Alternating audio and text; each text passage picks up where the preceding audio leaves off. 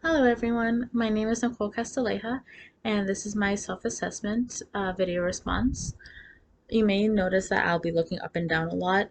It's not because I'm shy or because I'm nervous. I have my self-assessments right here. I wasn't able to type them because I have nerve damage, so typing really puts a strain on my hands and all of it's there, so please bear with me if you hear pages flipping or if I'm looking down too much. So let's get into it. The first assessment is self contextualization and finding the primary intersecting cultural identities. When we first started the course, one of the questions of the self assessment was, how do we see ourselves? How would we describe ourselves? And my identities were of a Christian, my gender female, Hispanic Latino descent, non Spanish speaking Hispanic, a military brat. And throughout that time of the 8 weeks, we learned the terminology. And the terminology that I most identified with was an EMC, which is an ethnocultural minority Christian. And to me, that's more embodies everything, where I wouldn't have to list off everything that I am. I still am proud to be who I am and what I am, but it kind of helps to condense it because as an ethno-cultural minority Christian, my primary identity is of that of Christianity, and I also happen to be a minority. And with that term, it sometimes can come off as harsh and definitely oppressive, but it also depends on the tone. So I could say, I don't want to be a minority, I don't want to be known as that, but that's also rejection, and I'm not ashamed of who I am. So no matter what through my gender, through my race, my ethnicity, my culture, I am still a minority, and that's nothing to be ashamed of. And after this class, after realizing how I came to my identity and the factors that led up to it, I realized I'm actually very privileged, even as a female Hispanic, because I didn't have a lot of the turmoil that others have to go through to find their identity. Because I didn't have to go through immigration or an acculturation. I'm sorry, acculturation. My upbringing and my way to my identity is actually enculturation. Enculturation is more of a tradition of just passing it down. And I didn't have to switch over anything of myself to find my identity. I was born in the United States, and my identity goes to this sort of a straight and narrow situation. It's not like my bisabuelos who came from Spain or the other half that came from Venezuela or Cuba. It's I didn't have to change myself into this country. It is a Euro American ethnicity that was a little conflicting, but it wasn't as hostile or as bad as my descendant or my ancestors were. And with that, my toss and turn of my identities were contributed by my exosystems. So the divergence of which way do I go definitely occurred in high school because throughout my life I grew up on military bases and it was multicultural. It did not matter what skin color you were. It was, as they would say it, you're all camouflage, you're all green, and so are your children. So it kind of was made up for us. We are a community. But when we transitioned into civilian life, we came into a small town that was Euro American, and they pointed out who you were and who they were. So growing up, it was okay, I have to try to know the language, know how to live. And then when I had to move, that small transition, it was I was near people who looked like me, but who didn't sound like me or speak the same language as me. So there was definitely that that little tug and pull of, okay, I'm not this race, I'm not Euro American, but I'm also not Hispanic enough to speak their language. So it was a very different experience. And those kind of factors, the variables of that, can either help people identify, like find the identity that they have, like myself, or it can totally do a spin around and have people just cave into themselves and feel oppressed. And now you feel that you have to conform to the dominant culture that's at hand. Excuse me. And a narrow explanation for variables as well is a variable could be the socioeconomic status or geographical location or generation status, which again, it definitely was for me. I was for the socioeconomic status, everything was pretty much clean across the board for the most part, with whether I grew up with Euro Americans or his fellow Hispanics. We were all kind of in the same boat. But geographic location was definitely a variable that was very tricky for me, for all of my family to ultimately acculturate to or assimilate to. Um, now I apologize. The fluidity or conflicting themes of intersecting identities. So there's two ways I felt that you could be one, obviously, way of fluidity, and the other of conflicting. The fluidity would be the congruent engagement. So you'd be willing to talk to someone, even if it's a stranger. And I definitely felt that way during certain events of the immersion and exposure assignments that we went through. For some reason, I just feel more comfortable in deaf events with the deaf culture because I do have friends in that culture, and it was more of a mutuality of, yeah, we understand each other. We can, even if it was a different race, if it's a different gender or sort of sexual orientation, it was just easy to communicate. Whereas the conflict occurred with incongruent engagement, where it was a little standoffish, a little, okay, I'm nervous, I have anxiety, I'm so nervous of what if people will think of me or what if we don't get along. And that definitely occurred during my visit to the Hindu temple, which a lot of it, I will admit, is more of internal anxiety, that it wasn't even 100% about the cultural threat. A lot of people did look at my mom and I, my mom who went with me, differently because we were not of that culture. And they did the same with other people who were of an out group. And it just felt very distant from both ends, where I could have stepped up and been congruent and, yeah, let me find out more about you. But instead, I got nervous and I just wanted to distance myself. So next is the primary cultural values.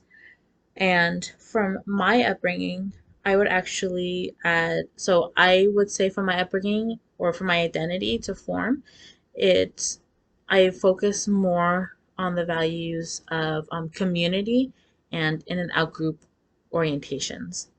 And I would also add that I focus a lot of collectivism, sorry, collectivism with community.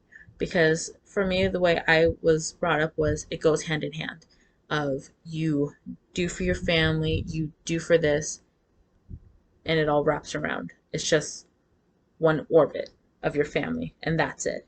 It's you focus on this, you focus on the community, on a church community, find a good one, make sure you have your family straightened out, and you stay here. It's obviously now seeing with as I'm getting older and through the class, It could be comfortable, but it doesn't change the world. It doesn't make the right changes that we all need. Um, so this next section of, sorry, of interpersonal orientations, the social interactions will be sort of combined because I don't know, this will probably, and I apologize, I am aware and I apologize for this. It may come off as color blindness, that, um, or a sense of collusion to my intersectional orientation. But when I interact with people, which is, I will admit, is very rare, because again, I tend to just be more incongruent. Um, I don't see myself though falling into hierarchies, or I don't wish to put that upon anyone else, because I've been a part of that. I've been a part of that system to where, oh, because I'm a woman, because I'm Hispanic, because I look a certain way, I fall to the bottom. And I try not to oppose that on someone else because I know what it's like. So, whether it's social dominance or hierarchies, I try not to inflict that on someone else. I will admit, though, I am guilty of ethnocentrism. Um, Again, this may come off as collusion or color blindness, but for me, with the ethnocentrism or centrism, excuse me, I felt that I was just comparing and contrasting of, oh, that's different, of like being an outsider observing. But I did notice when I went to the Hindu temple, um, I was sort of looking and seeing, because everything was beautiful. It was such a beautiful culture, and the religion is so interesting. But I couldn't help but to point out, I didn't point this out to anyone, but they're bowing down to statues. They have idols. They're giving their worldly possessions to them. Whereas the Bible in our Ten Commandments, it says, there shall not be, don't make any other idols in a holy name. You know, God is the only God. There's only one. And to see them worship two different gods and deities and just things that weren't even of divine intervention, it was a little tricky for me. And obviously I did my best not to have any looks about it, but it was very different, and I couldn't help but to pick of, nope, that's wrong, that shouldn't be it, that shouldn't be it. And it was like, oh, I'm holding myself and my religion to a higher standard than someone else, so I am guilty of that. The 5 Ds of difference. So the 5 Ds of difference include denial, distancing, devaluing, defensiveness, and discovery. I personally feel that I am categorized in two of those differences, of distancing, which is, of course, I if I'm uncomfortable, or if just out in public, I typically just fall into myself and I say, nope, that's okay. I'll watch, or I'm just going to stand over here. I do distance myself because I don't know. My mind automatically goes to worst case scenario of certain things. It doesn't have to be based on gender or race or ethnicity. It's just me. Um, but once I do soften up, when I do spend more time somewhere, I do find myself discovering. I want to go look closer and see and observe what's happening around me, because it is something different. It is something new. And I'm sure if someone were to look into my life, it's, what are they doing? How is that? So I definitely want to have that empathetic eye toward that. And let's see, for the next one is our 3 S's of similarity. So the 3 S's are simple, safe, and sane. And this is a serious assignment, so I will hold my jokes. But the one S that I really gravitate to is actually safe. Um, my safe place is my immediate family. So it's, if anyone asks of, oh, would you rather go to like Disneyland or do you want to stay home with your family? I'm going to pick my family because I know them, because I know it's a safe spot for me mentally and physically. It's not a simple dynamic at all, but it is one that feels familiar and that I know is going to be okay for the most part at the end of the day.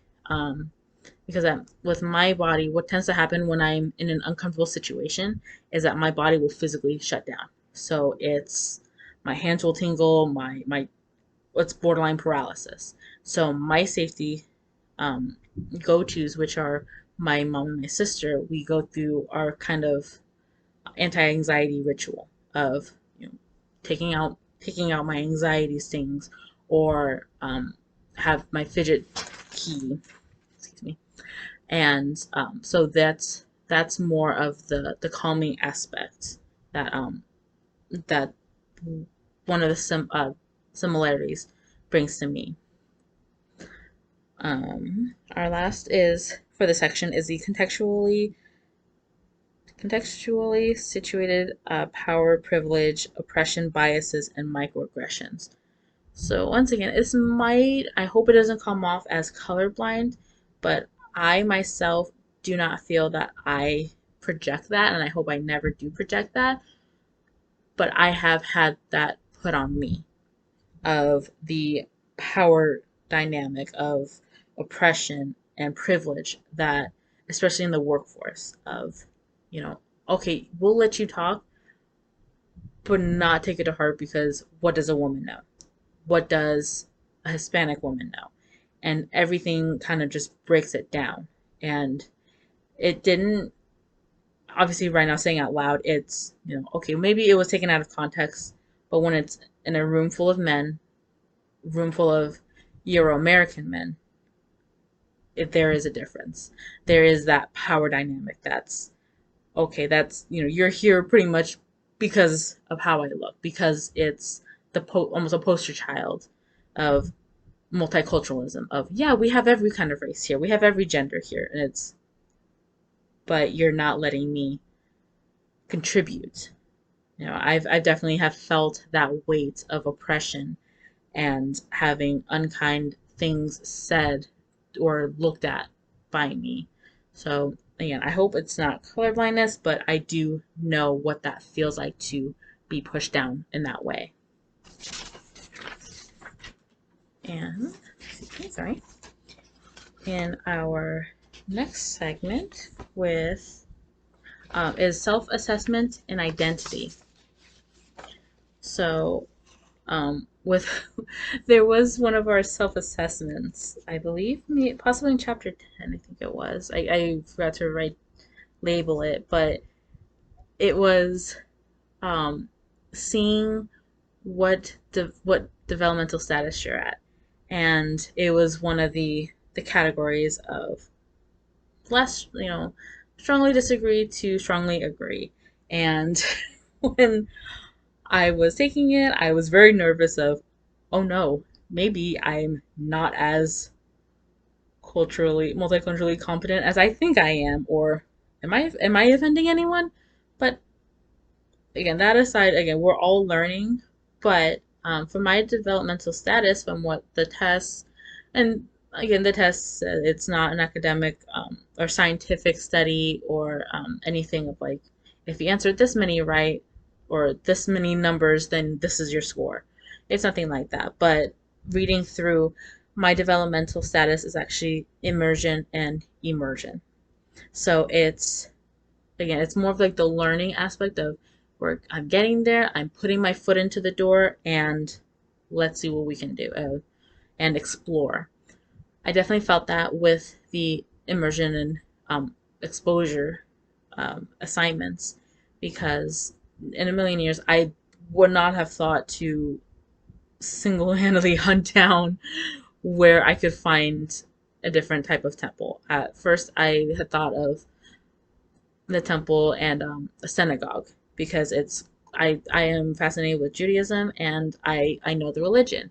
However, I knew it wasn't sort of out of my box, out of my barrier, out of my comfort zone. I didn't know, I knew too much about it to where I knew I wouldn't feel comfortable following through with it.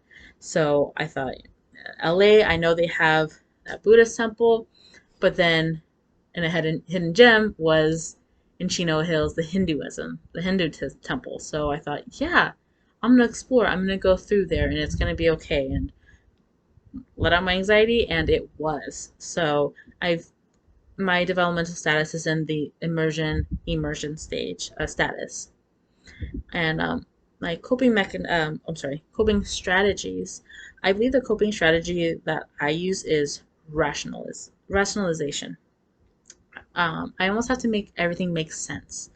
Again, when it came to the ethnocentrism, it was I saw what they were practicing and how they were practicing, and as so much not to judge, I wanted to make sense of it. Of you know what? Okay, this is what they do. This is how they do it. And I actually spoke to one of the men in charge, um, one of the guides, and we asked him like, what? Not to be offensive, but what are they doing? So he actually explained to us that they humble themselves, like everyone should do in their faith, but it was just no shame that they were doing it. It was so amazing. So it's definitely something that I have noticed in my coping strategy that I have to know what happens. And as the office says in one episode, explain it to me like I'm a 5-year old. I need to have it broken down so that I feel comfortable and I feel safe enough to be around it. The diversity, discomfort management dynamic and patterns. I feel that they should be met, which again, I am guilty of not following through with it, which I hope I can, is should be met with congruent engagement. And my mom always has the saying of whether we're going to try something new or meet someone, if it's a celebrity or just someone new, of, well, what's the worst thing that could happen? They could say, go away. They could say, no, I don't want to talk to you, or no, not right now. Worst thing they could say is no. So I have to get myself out of that mindset and actually do it and not be so timid with it. Um, I mean, intersectional dynamics. I feel that for me, my intersectional dynamics are not of hostility. I try not to. I know there are a lot of things that need improvement, and I'm not perfect. Not saying that I'm a free book and I don't. Again, it's not colorblindness of, oh, I don't see anyone's skin or race or anything like that. Oh, I'm not prejudiced. There are prejudices. They're everywhere, and we're all guilty of them. But I try to be more aware of that, especially after this class. And I'm trying not to be so quick to judge of it. I would love to observe just to see what's happening. And again, trying not to do what I had done at the Hindu temple of, whoa, that's not what you're supposed to do. It's their life, it's their practice. They should be able to do what they want. And it's not that I spoke out about it openly of like, what are you doing? It was just, whoa, it's something different. Um, and vulnerabilities in discomfort that I have, at least that I have felt, especially even during that day or just in general, have been marginalization. I I have been through a lot of marginalization and the silencing that again, the power imbalances are just so off whenever, like, not every single time I enter a room, but when it's apparent, it's very, very apparent that I'm not taken seriously, or that it's just not a clean area. It's just full of toxicity. And I've noticed that with my identity as it forms stronger, I'm not afraid to speak up. I'm not afraid or timid to enter a room of a room that's totally against what I look like. So I hopefully, and especially going on, will hold my head up higher than I have in the past. And for our last section is the competent assessment. So, sorry, this one's over here. The competent assessment of, um, I feel that this portion especially is more of um, almost like a checklist of how do we come across? How do I feel about this? Of the self-aware um, of diversity dynamics, of reactivity, intention, motive, competence, aware of values that suppress interest in diversity, aware of tokenism. It's am I aware of this? Before, I was very much suppressive. That, nope, nope, my work speaks for myself. It speaks for itself, and I know what I'm doing, and if they really value it, that means I'm doing a good job. Unfortunately, some people don't see it like that. They're, as well as I do a job, it could possibly not be enough because of who is higher than me. If they are Euro American or if they're a male, and it's not a reflection on me. Before, I would absolutely just tear myself down because I thought I was the worst. I thought, oh, I didn't put enough of myself. That's why I didn't get this job. Or that's why my opinion didn't matter. And in reality, it's not that reason. It's because of people trying to single out a certain race or certain gender, or, or the fact that I was, the token Hispanic or a tokenism of Hispanic. Um, and if I'm aware of perceptual variance and experiential variance and engagement orientation, um, I am very much aware of, especially now that with this class, I'm aware of how I perceive people. And if I go walk down the street and I feel myself almost saying, is this safe for someone, to work on the same side? It's, wait a minute, you don't judge. You're assuming something based off of what's on the news or what someone else has said when we're all just trying to get to one place. Obviously still need to be safe and be careful whenever you're going anywhere, but less judgmental. It needs to be that awareness of not everyone's a threat, not everyone is exactly like their gender or their like their race, because people could say that about me, and I wouldn't want that. So I'm becoming more aware of um, the the stereotype threat, and the experiential gaps of conversation and such, and especially with ways of communication. It's everything you just need to be more, I feel like, with myself and everyone, be more aware of what is going on up here and what's coming out. That it does not mean not everything needs to come out, especially, and if it does, use kinder words or use different vocabulary other than what one is used to, or if it's offensive, change it up. um and that's definitely what I feel that I have to work on.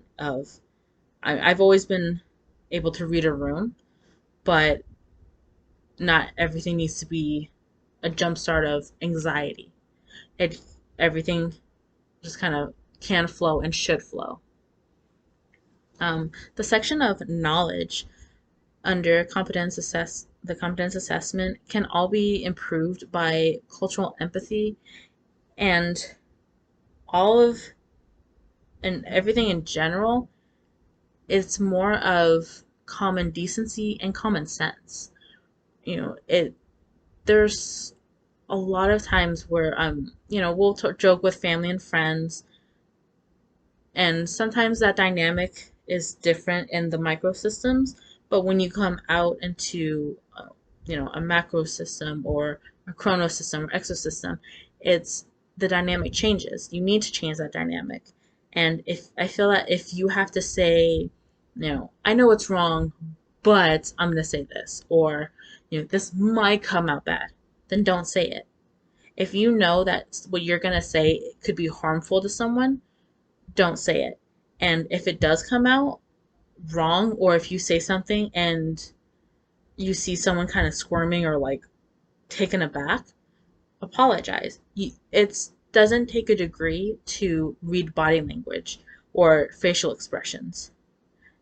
It's something that everyone should, again, be aware, open your eyes to. It's not hard to, you can definitely feel tension there. So don't add on to it, or don't, try to make it better by saying something else or ignoring it, moving on to the next subject. Address it. Nothing has to be a screaming match. But when communication is there, communication and language, it'll make the difference, a whole difference in the world. For skills for cultural humility, I know for myself, it needs to be on seeking multicultural dialogue to open up. And I feel that I was able to meet that with this class when I went to in Pomona, the African American Museum of Beginning. Um, it was a different race, and I love everything of ancient Egypt, so I was very intrigued by that. But I looked out throughout the museum, and it was full of memorabilia and African American history of celebrities and contributors to this country and to the like all over the world. But it's something that has been so suppressed because a dominant culture feels that they shouldn't be heard, or that they're not worthy of having such greatness. And when I spoke to the founder, he was actually there, and I'm just looking at everything, and it's funny because there was a mutual respect between us, because he saw us wanting to learn, when you see me and my mom wanting to learn about the culture and the history. And I'm looking at, all these memorabilia and the facts of slavery and oppression, and I'm in awe of it, and it's so horrible. And he just looks at me and he says, well, you know what it's like. And it kind of took me back because I did. I'm not to the extent of the African American culture, but it was the fact that, yeah, well, you're a minority too. Like, you're in this too. So it felt very, someone, understood, and someone acknowledged the fact that, yeah, you know, it's not just a two race issue. It's unfortunately sometimes one race against everything else that's different from them. And it was just very eye opening. And when I went to the deaf event, it was, our communication was just universal. Not so much universal, but it was, we all in there were communicating the same way. And it came off as grateful that someone from a different community was willing to come in and wanting to learn more about it. Um, Another skill that I actually pride myself on, my rapport with people, that I can build a good rapport of trust and communication with them, because it's very important. Everyone wants to be heard, everyone wants to be seen, and there's no reason why everyone can't do that. So I definitely want to continue to build that, to get out of my comfort zone and get other people out of theirs as well. Because if I'm as nervous, they're probably, if not the same level, then probably more than I am. Um, and definitely more so acknowledge cultural distrust. Again, when I go out, I can feel my tension of, I can't, there's so many dangers around the world. And as long as we're aware of it, we know what to look out for in a way. Um, and acknowledging intersecting identities, that it's not a bad thing to have more than identify as more than one thing. It doesn't have to be, okay, this day I'm this day now I'm here. It's, I can be both. I can be both, and as long as I stay true to building rapport, having cultural humility and empathy, everything can still coexist well. And I can help others find that way too. Um, as well as multicultural leadership and organizational development. From what I've taken from this class, I can hopefully spread to others, and not to fit savior um, a savior complex. It's just spreading out the awareness. And overall, I believe from this class, what I've learned is, there's the 5 Ds, 3 S's. I believe there's 3 A's that need to be acknowledged. It's definitely awareness, to know what's happening around you, to, not not to ignore the injustices or marginalizations of others, to bring them out, to help them as best as we can. So there's awareness, there's acknowledgement. Definitely a big difference, because awareness is, oh, I know.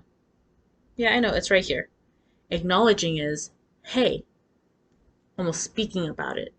Acknowledge that this is happening, especially with yourself, that, hopefully that you or I don't indulge in toxic behavior of like, hey, that light bulb needs to be going off.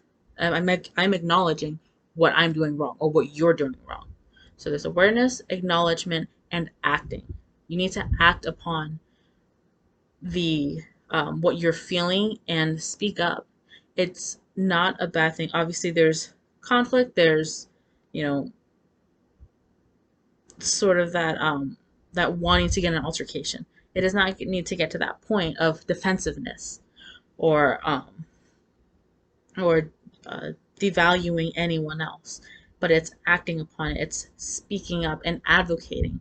And I know that's one of the skills of inclusivity, reconciliation, and advocate skills and allies. That's what we all need to do, is become an ally for any of marginalized and even Euro-American individuals, because there is a stereotype to them too, that they feel that they're dominant, that they feel that they're better than everyone else. Not everyone feels that way.